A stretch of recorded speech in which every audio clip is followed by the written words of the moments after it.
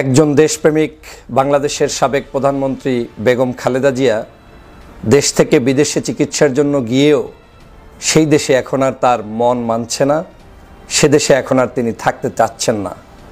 এমনটাই খবর প্রকাশ পেয়েছে এই গত দুদিন পর্যন্ত। দেশনেত্রী বেগম খালেদা জিয়া বলে বেড়াচ্ছেন যে আমার দেশই ভালো, আমাকে আমার দেশেই নিয়ে যাও।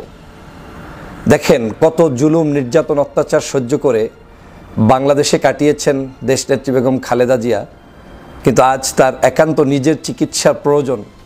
সেই চিকিৎসা নিতে গিয়েও দেশের কথা ভুলে যাননি। প্রতিটা নিয়ত তিনি ভাবছেন যে কখন বাংলাদেশে প্রবেশ করবেন, কখন বাংলার মাটি ও মানুষের গন্ধ শুঁকবেন। আসলে দেশপ্রেম কোনো টাকা দিয়ে, পয়সা দিয়ে, কোনো ইতিহাস মিথ্যা রচনা করে হয় না। দেশপ্রেম এটা জন্মগত স্বভাবের মধ্যে থাকতে হয়।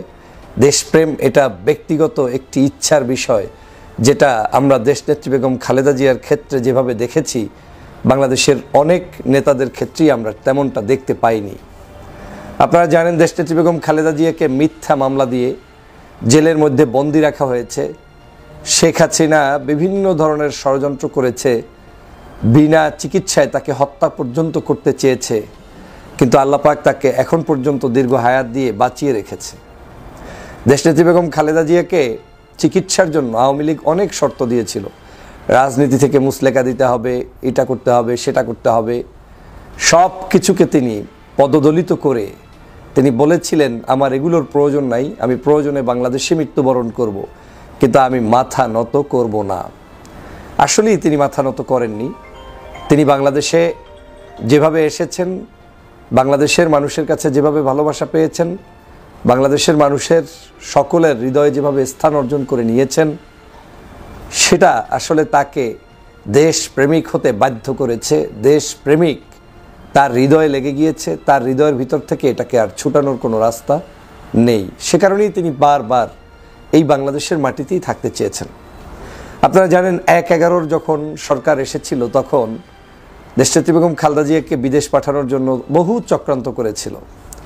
খালেদা জিয়া একমাত্র নেত্রী, তিনি তখন দেশনেত্রী হিসাবে বাংলাদেশেই থেকে গিয়েছেন, তিনি বিদেশে যাননি। তিনি বলেছিলেন আমার এই মাতৃভূমি ছাড়া আমার আর কোনো ঠিকানা নেই, বাড়ি নেই, ঘর নেই। এই খালেদা জিয়াকে আপনারা নিশ্চয়ই জানেন যে সেনাকুঞ্জের ভিতরে তার বাসভবন ছিল। সেই বহু বছর আগ থেকে তিনি বলেছিলেন যে প্রায় ৪০ বছর পর্যন্ত ওই বাসভবনে তিনি কাটিয়েছিলেন, কিন্তু সেখান থেকে আওয়ামী লীগের আমলে তার সেই বাসাটা কেড়ে নেওয়া হয়েছে, ঘর বাড়ি থেকে এক কাপড়ে বের করে দেওয়া হয়েছিল। খালেদা জিয়া কিন্তু মাথা নত করেননি, কিংবা কোনো অবস্থায় এই এত কষ্টের মধ্যেও তিনি কখনোই ঢলে পড়ে যাননি, শেষ হয়ে যাননি। তিনি সবসময় শক্তিমত্তা নিয়ে এগিয়ে গিয়েছেন এবং তার একটি আলাদা স্পিরিট ছিল, সেই স্পিরিটটা আজও তিনি ধরে রেখেছেন। আমি অবাক হয়েছি যখন তার নিজস্ব ডাক্তার জাহিদুর রহমানের সম্ভবত তার একটি মন্তব্য কোট করে ইতিমধ্যেই বাংলাদেশের বিভিন্ন পত্রপত্রিকা নিউজ করেছে। সেই নিউজটা হচ্ছে এরকম যে খালেদা জিয়া এখন দ্রুত বাংলাদেশে ফেরত যেতে চান। তিনি বারবার জিজ্ঞেস করছেন কখন যাবা তোমরা, চলো, আমাদের দেশই আমাদের জন্য ভালো। আসলে এই শব্দটা শোনার পরেই আমার ভালো লেগেছে যে আসলেই তিনি কতটা বাংলাদেশকে মিস করেন, কতটা বাংলাদেশকে ভালোবাসেন। আমি বাংলাদেশের দেশনেত্রী বেগম খালেদা জিয়ার শুভাকাঙ্ক্ষী শুভানুদ্দায়ীদেরকে অনুরোধ করব, আমাদের উচিত তার জন্য দোয়া করা। তিনি এখন তার পারিবারিক সেবা যত্নের কারণে স্ত্রী, তার সন্তানের স্ত্রী, তারপরে আপনার নাতি নাতনি, এই যে তাদের বিভিন্ন আত্মীয় স্বজন রয়েছে, তাদের সংস্পর্শে এসে তিনি অনেকটাই সুস্থতা বোধ করছেন এবং সুস্থ হয়ে যাচ্ছেন বলে নিউজ আসছে।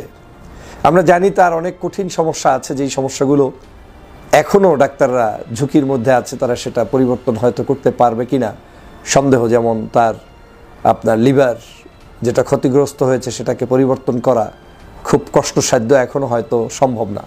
কিন্তু তারপরেও তিনি যতটা সুস্থ হয়েছেন, পরিবারকে পাশে পেয়ে সুস্থ হয়েছেন, দেশবাসীর ভালোবাসায় সিক্ত হয়ে সুস্থ হয়েছেন, দেশে বিদেশে সকলের সাথে কথা বলতে পেরে সুস্থ হয়েছেন। বিশেষ করে ৫ই আগস্টের পরে তার হৃদয়ের মধ্যে একটা নতুন জীবন ফিরে এসেছে, কারণ তিনি ভাবতেও পারেন নাই যে এরকম তার মৃত্যুর আগে হয়তো সুজলা সুফলা বাংলাদেশকে আবার স্বাধীনভাবে চোখ মেলে দেখতে পারবেন। তা আমাদের এই নেত্রীর জন্য আসুন আমরা সবাই মিলে দোয়া করি, আল্লাহ পাক তাকে বাংলাদেশে সুস্থ শরীরে ফেরত আনুক এবং তার মাধ্যমে বাংলাদেশের মানুষের নেতৃত্ব দেওয়ার তৌফিক দান করুক। আমিন। আসসালামু আলাইকুম ওয়া রাহমাতুল্লাহি ওয়া বারাকাতুহু।